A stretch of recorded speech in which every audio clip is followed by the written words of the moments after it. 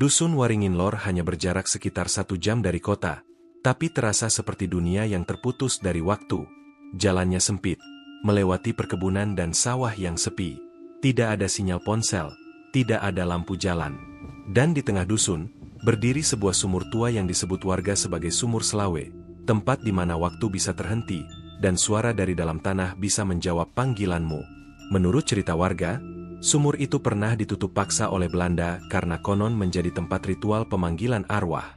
Tapi setiap beberapa tahun, selalu saja ada yang membukanya kembali. Dan setiap kali itu terjadi, seseorang akan hilang. Ditemukan hanya suara mereka, memanggil dari dasar sumur. Cerita ini bermula saat sekelompok mahasiswa antropologi dari Bandung, Laras, Dika, Naya, dan Rehan, memutuskan untuk meneliti tradisi mistis di desa terpencil. Mereka mencari dusun yang tidak tercatat resmi, dan lewat koneksi dosen tua mereka mendapatkan nama Waringin Lor. Sebuah dusun yang tidak ada di peta, tapi eksis dalam catatan kelam zaman kolonial. Mereka tiba sore hari, disambut angin dingin dan pandangan curiga. Warga jarang bicara. Hanya satu orang yang mau membantu, seorang lelaki tua bernama Mbah Sardi, penjaga ladang dan satu-satunya orang yang tinggal paling dekat dengan sumur tua. Ia tinggal sendirian di gubuk kecil, tepat di seberang lokasi sumur yang kini ditutup dengan papan dan kawat berduri. "Jangan dipanggil kalau tak siap mendengar jawabannya," kata Mbah Sardi. "Di sana, bukan hanya air yang mengalir, tapi mereka yang dulu masih tinggal di dalam." Tentu saja anak muda tidak mudah percaya. Laras, yang punya indera keenam sejak kecil, justru merasakan sesuatu sejak tiba. Udara di sekitar sumur itu berbeda, lebih dingin, dan setiap sore, terdengar desir angin yang seperti berbisik. Malam pertama mereka menginap di rumah penduduk, semuanya terasa normal, kecuali Laras. Dia bermimpi berdiri di pinggir sumur. Di dalam mimpi, seseorang memanggil namanya dengan suara kecil dari dalam sumur. "Laras, sini." Laras bangun dengan jantung berdebar, tapi tak menceritakannya ke yang lain. Keesokan harinya, Dika dan Rehan nekat membuka pembatas sumur, menganggapnya hanya relik tua. Mereka menurunkan kamera GoPro kecil ke dalam, berharap bisa merekam struktur sumur kuno. Tapi tali kamera seperti ditarik dari dalam. Dan saat ditarik kembali ke atas, tali itu putus. GoPro mereka tak pernah kembali. Malamnya, Naya mulai mendengar suara aneh dari luar rumah. Suara itu seperti panggilan, bukan teriakan, tapi gumaman dari kejauhan yang menyebut nama masing-masing dari mereka. Dika, Naya, Rehan, dan terakhir, Laras, "Panggil aku kembali."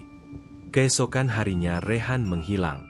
Jejak kakinya terlihat mengarah ke sumur, dan berhenti tepat di tepinya. Laras menemukan potongan pakaian Rehan yang basah, meskipun tidak ada hujan semalaman. Sumur itu kini terbuka sendiri. Angin dari dalam terasa lebih dingin, dan saat mereka menunduk, terdengar suara tertawa lirih dari dasar sumur.